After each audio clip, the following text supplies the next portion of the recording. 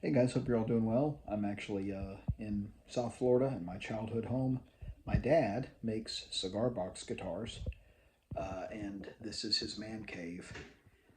He has got some really, I mean, he's got more than 100 in here, I think. They're all over up here. He's got tons of cigar boxes. But Johnny Stewart. I'm a terrible business person for my dad, but Johnny's Cigar Box Guitars. Sorry, I had to look at his business card there, but check him out. Um, he does sell occasionally on Etsy and things like that. But just a quick hobby talk video because there was some big news yesterday. Baseball Card Exchange has paused all authentication services. And essentially, what Steve Hart said was they were trying to avoid burnout. He was trying to avoid burnout. Look at that Merle Haggard. How cool is that? Sorry, I just saw that. But he said, that he's trying to avoid burnout and trying to avoid low employee morale, right? And so they're doing a pause on authentication, which he has done before. He did it in 2020 when COVID happened and they were overwhelmed. This happens.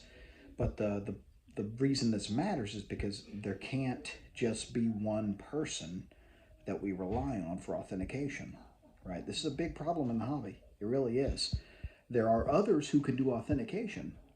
Kurt Christensen at Ripping Vintage Packs, he's authenticated stuff for me before, right?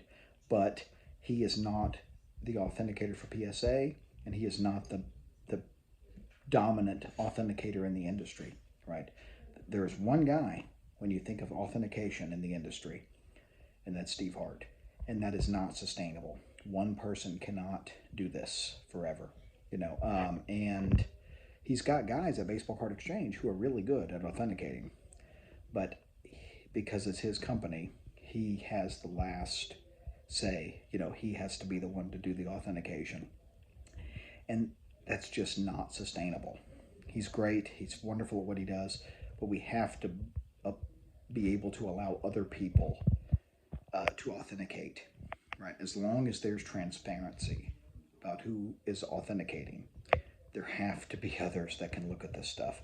One guy cannot, do this, however many 60 cases a week, 100 cases a week of product. It's not sustainable for this hobby. It's a big problem for this hobby. And anyone that cares about an unopened understands how invaluable Steve Hart is to this hobby. But there has to be more people that do this, even with the Baseball Card Exchange name behind it, right? There has to be other individuals and other companies. This is a good opportunity. This Baseball Card Exchange pause, it's a great opportunity for Kurt Christensen at Ripping Vintage Packs. Maybe he can get a little bit more business. I trust him implicitly with authentication. He is just as good as Steve Hart.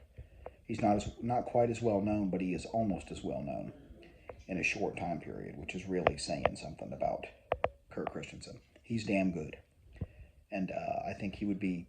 I don't know if he would ever be interested in the task, but he could authenticate for PSA if the need arose, right? Again, I don't think he's interested in that, but the point is we need to diversify here. It's really the future for authentication is gloomy unless we have some diversification with authenticators, right? Sorry, a little tired. We had went to Las Vegas after we went to Boston. We've had a long trip, so I'm exhausted. I slept like 2 hours on an overnight flight last night, but I wanted to talk about this because I talk a lot about Baseball Card Exchange on this channel, and it was big news. It was big news yesterday. So let me know your thoughts below, and again, those are my dad's cigar box guitars. They're just they're just badass. He's got a whole bunch over here. He's just so talented. I inherited none of his artistic creative abilities, but but he's a good man.